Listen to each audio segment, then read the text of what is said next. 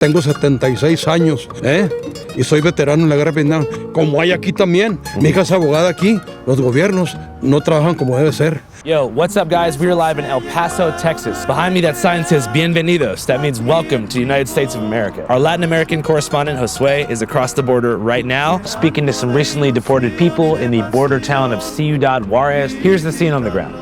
Pues me agarró la migración trabajando sin papeles allá en un rancho.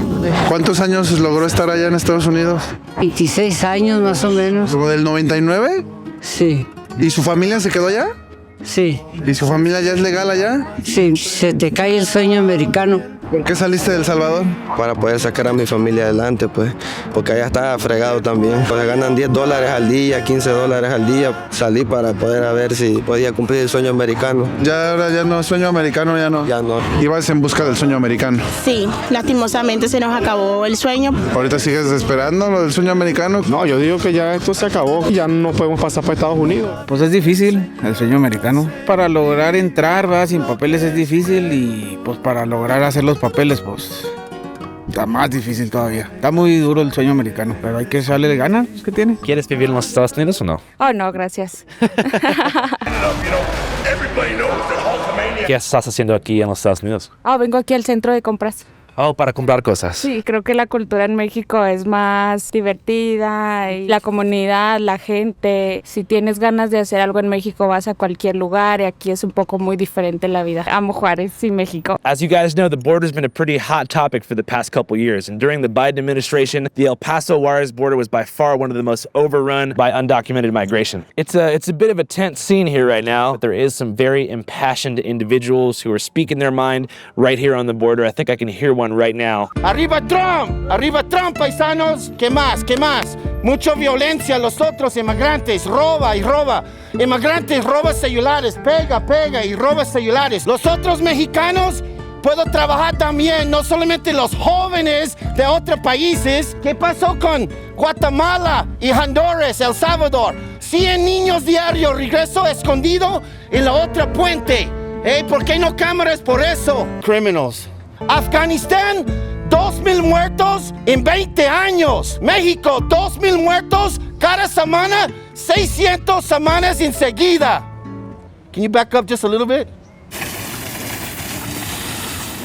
Hey, what's up, guys? Or should I say, ¿qué tal, amigos? ¿Quieres escuchar todo este video en español? Simplemente dirígete a la parte inferior derecha de la pantalla y haz clic en el botón que dice configuración. Aparecerá un vara de herramientas y solo tienes que hacer clic en el botón que dice pistas de audio y seleccionar español. Y boom, después de esto, todo este video estará en español. Ok, adiós, amigos. The border's been a hot button issue for the past couple years, and it's definitely what got Donald Trump elected, among other obvious factors. Black spaces are important, and they should be enjoyed by Black people for Black people. We covered the border a bunch over the course of the past year and a half, and I'm not gonna lie to you, it is a up and horrendous situation. The key thing I think to think about here is that two things can be true at the same time. So first off, it is true that there has been incidents of horrific crimes that have been done by people who are undocumented, much of which has been relentlessly publicized to give the impression that undocumented migrants commit more crimes than US citizens. But it is also true that the path to citizenship right now is totally broken, and a lot of that has to do with the Biden administration's lax policy regarding asylum seekers, which has bloated the immigration courts to the point of dysfunction. So to qualify for legal asylum in the US, one must be able to prove that they've suffered persecution or have a reasonable fear that their life is in danger due to their ethnicity, religion, nationality, membership in a social group, or political opinion. Asylum is applied for by way of a request form called I-589, which is submitted to a federal judge who then has the power to either approve or deny your asylum request. If denied, you'll be deported, and if approved, you'll be given refugee status, which allows you to get a work permit, social security card, government assistance, and eventually the ability to become a lawful citizen if you don't break the law during the first couple years. So it used to be, if you wanted to apply for asylum in America, you had to wait in Mexico, you had to request an appointment, and then once it was time for your appointment, you could go into America briefly and be heard by a judge. Well, that changed under the Biden administration, and it made it so you could actually come to the US illegally and make your asylum application here, and you couldn't be deported until you were heard for your hearing. So that should explain some of the footage that you saw in our coverage of the border crisis last year, where after hopping the border, migrants were not attempting to evade Border Patrol, but rather deliberately seeking them out to begin the asylum seeking process. ¿Qué significa asilo? pues que ayudan a las personas con los niños que vienen de México para acá. ¿Es una proceso fácil? Pues yo digo que sí. So because of that overflow, right now the average wait time is 7.5 years in New York City for an asylum appointment. So you have millions of people who came here illegally who are awaiting their application hearing, sitting in shelters and elsewhere in the US. They can't get their work papers. It's tough for them, tough for the border, tough for everybody. It's a pretty bad situation. So Trump's plan is to cancel all new asylum hearings moving forward. And we gotta do it. Dozens of migrants were notified their appointments with U.S. Customs were canceled moments after Trump took office. No, aún no me llegaba la cita. 8 meses aquí en México y aún nada que llegaba la cita. ¿Y aquí en Ciudad Juárez cuánto tiempo ya? Voy para el mes. Tengo aquí esperando 1 año y medio la cita, pero no me salió. Y tampoco he dado el intento de pasar ni nada de eso. Yo tenía la cita aprobada ya. ¿Del CPM? Así es, yo la tenía para el 27 de enero. ¿Ya tenías tú la cita pedida? Hasta la cita los eliminaron. Ya no la podemos pedir ya. Exactamente el lunes me cayó el correo de confirmación por la CBP que el programa estaba cancelado y que mi cita ya no era válida. Ya no puedo presentarme al puerto de entrada. ¿Y tú ahora cómo ves la llegada de Trump al poder? Negativa ahorita con lo de la cita porque realmente yo estaba ilusionado que ya iba para allá. Yo con mi novia ya estábamos ilusionados que íbamos para allá y pues no se logró. And yeah, it just sucks right now in general. So we're gonna go talk to Josué and figure out what the heck's going on. Mi contacto americano. ¿Qué onda? ¿Qué onda? ¿Cómo estamos? Muy bien, no frontera, no problema. No visa, no problema. I feel the American dream here. Oh, shit. Mi cosa favorita sobre México son los perros en la calle. Aquí hay muchos perros. Hay gangas de perros que controlan las calles. Eso es todo un tema, porque aquí de repente hay calles en las que no puedes pasar porque una ganga de perros la controla. Estoy adentro de México. ¿Eso es legal? Ya eres color sepia de este lado. Hey, chicos, esto es Canal 5 con Josué y... This is Andrew, you're watching Channel 5. We're here at the U.S.-Mexico border, and as many of you know, Trump just issued some massive deportation orders.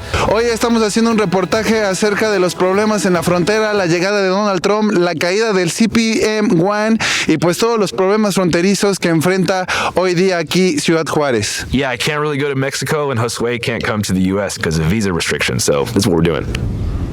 No hay visa, pero tampoco hay pedo. Estamos entrando justo a uno de los túneles que nos dicen que utilizaban anteriormente los migrantes para cruzar. Tonight we are getting a closer look inside that man-made tunnel that connects all the way from Ciudad Juárez into El Paso, which prompted a multi-agency response from both U.S. and Mexican officials.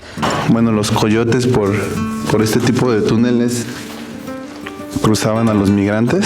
Uy, sí, hay muchas cucarachas. Uf. Se supone que todo esto conecta a la ciudad, ¿no? Todo lo que es el centro de Juárez conecta a la catedral y a una escuela que se llama La Revolución, y de aquel lado de Estados Unidos pues ya conecta con varios locales. Así de antiguos son, ¿no? Como cuando se traficaba alcohol, cuando el alcohol era ilegal. De Capone y así. Y hace no tanto, a lo mejor unos 10, 15 años fue cuando clausuraron todo este pedo. Okay. Se supone, ¿verdad? Que quedó todo clausurado, pero pues realmente no. No sabemos bien. No sabemos. Por obvias razones no mostramos en qué lugar nos dejaron pasar, pero sí, sí es unos túneles bastante bien hechos. Podemos observar bastantes cucarachas muertas en el suelo. Ah, sí, mira, aquí se ve la puerta que alguna vez hubo, ¿no? Sí, bueno. Yeah, hey, Nicole. So they're filling and sealing up this sophisticated tunnel that sources say transnational criminal organization were moving around 1,000 people a week through this tunnel. ¿Cuántas cosas no habrán pasado por aquí? The majority in that case, especially if you're coming through a tunnel, will be exploited. Either not just sexual exploitation, but fraud, labor fraud as well, and forced labor. Sigamos en nuestra investigación acerca de los migrantes en Juárez. Y aquí a mis espaldas está Gracia Abundante, una iglesia refugio donde se le cobra 100 pesos a cada migrante para que tenga acceso a un catre y a baño y a la cocina. La verdad es que la mayoría son venezolanos y colombianos. Nosotros estamos pagando una habitación. Pues nuestro pensamiento en estos momentos es quedarnos y esperar a lo que Trump y Dios decida. O sea, en cualquier momento yo sé que sí nos va a dar la oportunidad, pero debemos esperar. O sea, que cruzar legalmente no has intentado otra forma. No, me da mucho miedo, sobre todo por mi hija. Okay. Estoy alquilando una habitación, que ahí estamos en la lucha constante a ver qué sucede. No nos vamos a quitar la esperanza y esperamos que los que tenemos la cita, que tuvimos la cita confirmada, esperamos que seamos los primeros a ver qué pasa. Sí, cobran 100 pesos diarios. 100 pesos diarios, ¿y a qué tienes acceso con esos 100 pesos? Vuelvo a bañarse y a cocinar. Si lo ponen un día por ahí que yo era un medio extraterrestre, pero arriba es Jesús. Gracias. Pues ahorita va a estar más difícil con Trump, ¿no? Yo les recomiendo que se queden aquí los que son de aquí, porque va a estar cabrón. Más bien me tengo que quedar aquí porque si paso, me encierran 5 años. You can't have people pouring in from the prisons all over the world and from mental institutions all over the world and dumped into our country. Entienda que nosotros los inmigrantes no es que queramos pasar, sino pues quiero pasar legalmente, con todos mis papeles legalmente. Yo quería pasar a legal, pues, hasta esperar y no se me dio la oportunidad. Estamos sufriendo poco a poco, pero con la bendición de ellos todo a lograrlo. As you can see from these interviews, many migrants who made the perilous journey north from countries like Venezuela, Honduras, and Colombia aren't really considering going back home. Bueno, mi razón era porque me iba a entregar a la frontera, pero tengo amigos que vinieron conmigo subiendo y lo regresaron, o sea, entraron a Estados Unidos, entonces yo dije, no, me costó mucho subir para acá para otra vez empezar de cero y yo dije, pues ni modo, me quedo aquí trabajando, tendré que quedar acá a unos años. After all, the journey took many of them several months, if not more, and was quite costly. De traslado, unos 6 meses. ¿Cómo llegaste? Pues me trasladé en autobús, también me subí en el tren. Para poder llegar desde Ciudad de México hasta aquí, me duró un mes. Un mes, 17 días para llegar. ¿En qué venías? Caminando. ¿Caminando? ¿Te aventaste caminando hasta acá? Casi un año echando. ¿En llegar hasta acá, hasta Ciudad Juárez? Acá llegué a Ciudad Juárez porque fue tocado caminar. Así a veces cuando nos bajaban del tren tocaba caminar y caminar. A veces nos quedamos en montes. Hicieron que pararan el tren, eran como las 2 de la mañana y entonces vimos que migración estaba en la parte de Torreón y entonces justamente paró el tren. Nos tuvimos que meter por el desierto y durar hasta las 4 de la mañana para... Escondidos. The train she's referring to is called La Bestia, or the Beast. It's a cheap freight train that's meant to deliver raw materials, not people, from south to north, beginning at the Mexico-Guatemala border. Because of its lax security, many migrants jump on La Bestia while it's moving and take it as far north as they can. It's estimated that in 2023, there were as many as 1,000 migrants hopping the El Paso-Juarez border every single day, much of whom had rode La Bestia from the south. Una vez una señora venezolana, de hecho, se cruzó, pero se cayó justo cuando la bestia empezó. Entonces la señora se quedó en las vías así hasta que pasara, pero las vías tienen un seguro. Entonces el seguro la agarró y pues la hizo cachitos. Y justamente fue ahí. Unfortunately, this uptick led to a drastic surge in violent crime in Ciudad Juarez, which had been relatively calm in the years prior, despite once being dubbed as Murder City, after Juarez saw 3,600 homicides in 2011. To clarify, the surge in violent crime wasn't a result of the migrants themselves, but rather the criminal organizations vying for control of the lucrative human smuggling routes along the border. El peligro de los niños en los trenes, las mujeres, a que sean violadas, a que sean secuestradas por los narcos y todo eso, es mucho riesgo. Much like the cartels control the flow of drugs into the US, they also control the flow of migrants. I've learned from personal experience that every single inch of the US-Mexico border is claimed by a cartel, who impose a tax on coyotes and pay authorities to look the other way. They are also known to squeeze and extort money out of migrants along the way, which adds another element of extreme risk to their already treacherous journey. No les importa la situación que uno esté, nada. Me llegaron casi a secuestrar a mi hija, pero pues con la bendición de Dios, el Señor, yo no sé, se le abrió el corazón y me la dio. As briefly mentioned, stealing children away from their mothers for ransom is a common way the cartels will get money out of migrants. Oftentimes, this happens along La Bestia's route, but other times the extortion continues even after they've been trafficked into the U.S. According to Ruben Garcia, who's the program director at a migrant shelter in El Paso called the Annunciation House, this story is all too common. My name is Ruben Garcia, and we're in Annunciation House, one of our hospitality houses. Annunciation House, a local shelter that helps asylum seekers and refugees. As Garcia explains, the shelter would house close to 1,000 refugees in any given week. We just received a mom from Guatemala.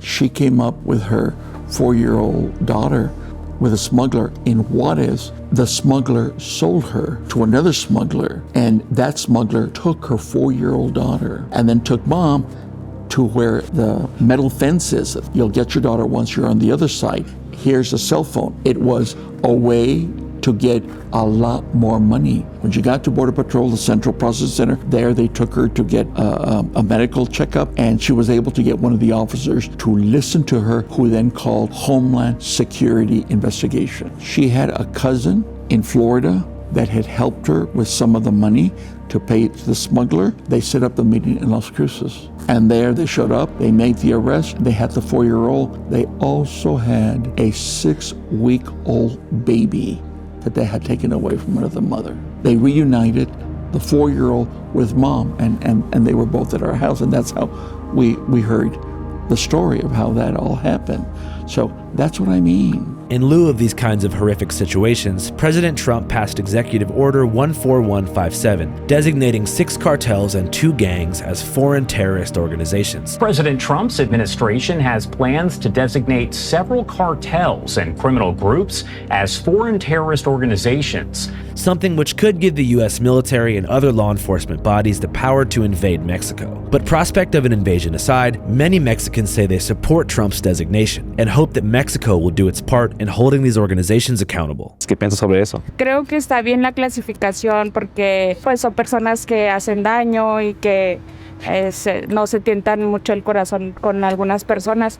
Y estaría bien el título. Many Mexicans also understand the need for heightened border security on both sides. No estoy en contra de los inmigrantes ni nada de eso, no soy racista ni nada de eso. ¿Usted cree bien que estén deportando a toda la gente que están deportando? Si están ilegalmente es un delito.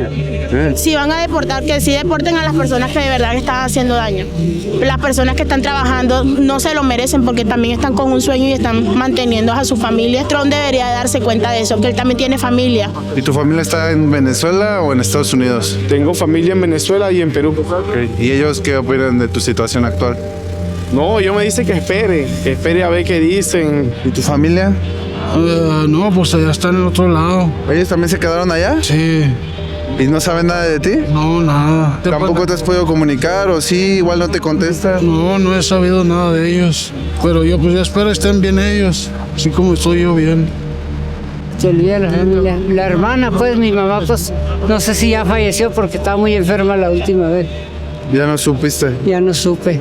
Pero yo pienso que sí, porque mi hermana no me quiere y mi mamá era la única que me ayudaba. La gente tiene que aprender que tiene que hacer las cosas bien, no así. Atravesar México sin permiso también es ilegal. In my role as a journalist over the course of these past few years, one thing that I've learned is that people on the ground who are immersed in an intense experience can only tell you so much about all of the factors at play that are causing their situation, as their primary concerns are reaching a place of safety, health, and happiness.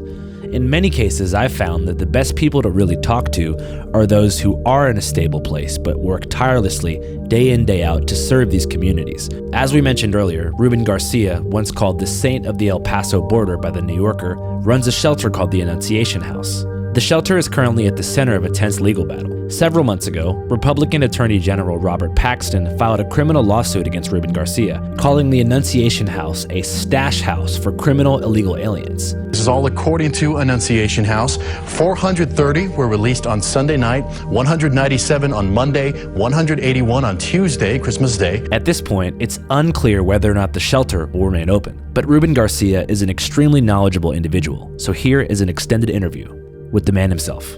What can you tell us about this place? Well, that it's been operating, offering hospitality to refugees and migrants for almost 50 years. That has allowed us to have a history of watching the flow of immigrants throughout the years. Was there a particular experience that made you want to get involved in this kind of work? I grew up here in El Paso, so I'm a product of the border. This is what I thought that I was called to do, and so that's what I'm doing. What are some of the main services y'all offer to migrants here? Primarily hospitality, place to stay, shower, give people an opportunity to contact their family so that they can get tickets and they can move on. The vast majority of people don't stay in border cities. Do you find that in the past couple of years, most people have came from Latin America, or is it a more international? Central America, I would say the last couple of years, a significant increase in Venezolanos. And what do you think has caused this mass migration to the north? People have been migrating for centuries. The name of the city, Paso al Norte, the pass to the north. When you go outside, you'll see the two mountain chains. People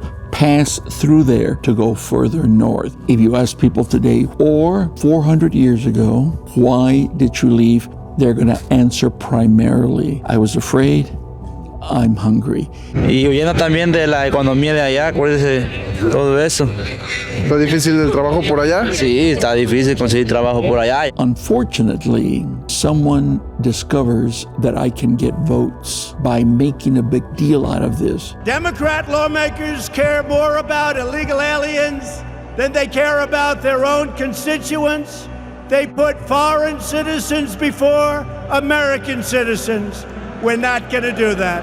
It's only when it's in the headlines that you all come. It gives the impression that this is a crisis, this is something new, as opposed to saying this is an issue that we have to collectively address. There are 360 million Americans in the United States. In spite of all the problems that people in the country have, it's not causing people to flee.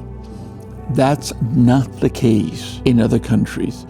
25% of the population of Venezuela has fled. That would be the equivalent of 90 million Americans. Everyone in Venezuela should be living adequately comfortable. But because of the political dysfunction, look what's happened. You're not going to solve the situation in Venezuela by putting up a fence, by bringing down the army. It still allows Venezuela to remain pretty dysfunctional. And they didn't all come here. This is the other myth. The overwhelming number of Venezolanos went to Colombia, went to Peru, went to Ecuador. Yes, we received some, but nowhere near the numbers that other countries. People flee because of dysfunction. What can you tell us about the current situation regarding mass deportations? There's been a lot of discussion about it. What do you classify as mass deportation? Does it have to be 3 million? Does it have to be 5 million? How are you actually going to first find them, identify them, and then succeed in being able to remove them? There's a lot of laws on the books that give people certain rights. If you've been living in the United States, you have U.S. citizen children, within the law, you have the right to explain to the judge why I shouldn't go back. Right now, I'm thinking about a family. They were doing well economically. They were fine until one day a hit squad attacked their home. They shot mom. The bullet went through her lung. Here's a family that doesn't want to go back because mom almost got killed. Their children have gone on to go to school. Some of them have already gotten married. If Border Patrol ever discovers this family, they're going to have the right to go before an immigration judge. So it's not just a matter of, oh, you're undocumented, come with me, I'm going to take you. It doesn't work that way. So you think a lot of the sensational optics about, mass roundups and just dropping people off at the border is sort of meant to push a political agenda as opposed to being reflective of reality? We know that it's a political agenda. Annunciation House also stresses how migration, documented or undocumented, can be beneficial to the economy. In order for a country to maintain stability, you need a certain birth rate. Every woman needs to have 2.1, 2.2 children. That keeps your population stable. That is immensely important for your economy. Right now, China will incentivize you to have babies. Russia, France, Germany, they're all incentivizing. The birth rate in the United States right now is about 1.5. So, you're my fairy godmother. You have your wand. Go ahead, close all 4 sides. Close the Pacific, the Atlantic, the Southern. Not another human being comes in, and watch what's going to happen. Our country can't continue unless we have a healthy influx of immigrants. That's the truth. However, that's not going to get me votes. Tell them they're murderers, they're rapists. They're not humans. They're not humans. They're animals. Tonight, when you go home, look under your bed. There might be a refugee hiding under your bed. When I was in grade school, we were warned about the communists. And now it's, let's be afraid. You're like me, I'm going to protect you from this invasion, etc. The sad thing about it is that, look at how we begin to talk about other human beings in derogatory terms. Is that really who we want to be? We should have immigration policy that allows people to enter legally, that can go to work, that are not taken advantage of. They are essential workers, and rain or shine, migrant farm workers show up to make sure all Americans have food on the table. There's been all kinds of stories of the abuse of the H-1B visa. These companies are bringing in people and paying them less than Americans would get for similar jobs. I'm so confident that we could come up with some really good proposals for laws that would work so much better than the system we have right now. Nobody has ever wanted criminals to come in. Border Patrol, here in Border Patrol, we have a facility. It's a very large facility that is called the Central Processing Center. Anyone that Border Patrol apprehends is taken to the Central Processing Center. Your fingerprints are going to be matched against the FBI database, the Department of Homeland Security database, the immigration database. If you're from Mexico, if you're from El Salvador, if you're from Guatemala, it's going to be matched against their criminal databases to see if anything kicks out. Even individuals during Title 42, they would push them back into Mexico after they did the fingerprint screening on the off chance that this person has a criminal record. The role of Border Patrol is to identify criminals and keep them from entering the country. It shouldn't be the honest worker. You can't imagine how many people have crossed the 30-foot fence and fallen and end up with all kinds of broken bones. If you survive that, I'll give you a job. It shouldn't have to be that way. Yeah, it's hard when you have two very polarized opinions that seem to not be able to interact. There should be an easier process to obtain citizenship and be able to get your papers. Correct.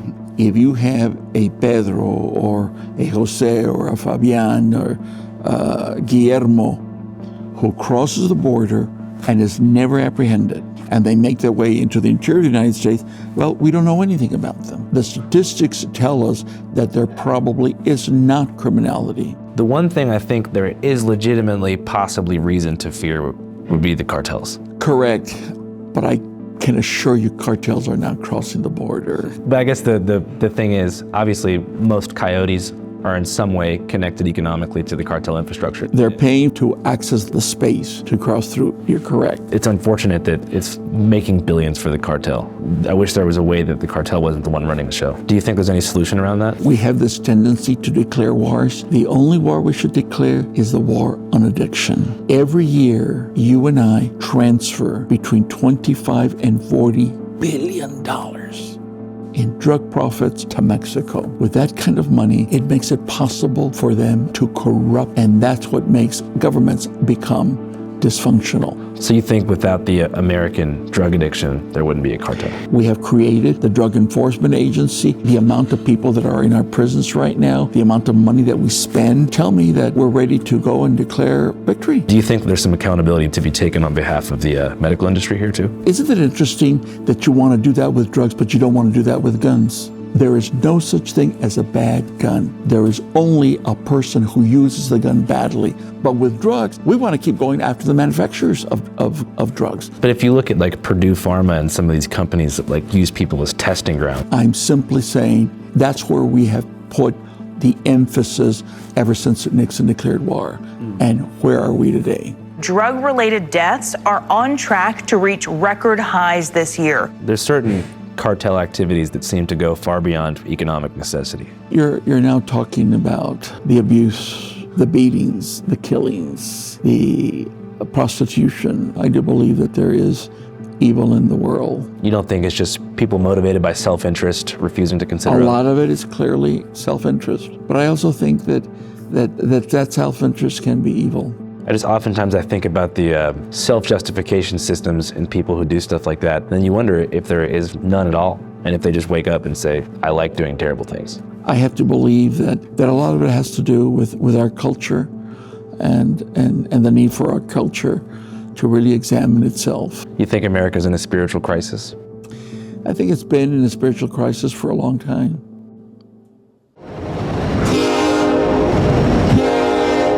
Y bueno, ha llegado mi transporte, chicos. Esto fue Canal 5, Channel 5 Latinoamérica.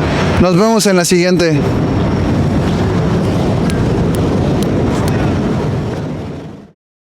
After covering such an intense, relatively sobering matter with Josue, I asked him if maybe he'd like to cover something a bit more lighthearted for his third Channel 5 special. He said sure, and sent back what is probably some of the craziest footage I've ever seen. Yo no sé cómo es posible que, por ejemplo, la gente esté en contra de las peleas de gallos y quieran aprobar el aborto. Para mí, mis gallos son como mis hijos. Todos los animales tienen emociones y sentimientos. Esas personas deberían de estar en prisión. Estamos aquí en el ambiente gallístico. Vénganse a divertirse. Realmente es un ambiente muy popular, familiar. Vean, son aves de combate que realmente nacen para eso. Se matan realmente entre ellos. Yo, aquí Josué para Channel 5, Canal 5 Latinoamérica. Aquí en México, mientras hay estados como Veracruz, Quintana Roo y la misma Ciudad de México que ha implementado leyes para prohibir esta bonita tradición, hoy en el Estado de México estamos a punto de vivir un derbi de gallos, la primera jornada de esta bonita liga aquí en lo que es el Palenque Caseta Vieja. If you'd like to see our complete, uncut, and extended documentary, Mexico Cockfighting, go to our Patreon, www.patreon.com/channel5. As many of you guys know, we are a totally independent, now multinational news organization, and it's your monthly contributions that keep us in business. Plus, I'm not sure that YouTube will ever allow this video, so yeah, if you want to check it out, www.patreon.com/channel5. I'll put the link in the description and the pinned comment of this video. Channel 5 live worldwide, Hollywood and Vine. Fuck the authority, Channel 5 News. Channel 55. We don't fuck with custers. And 5 is the best number.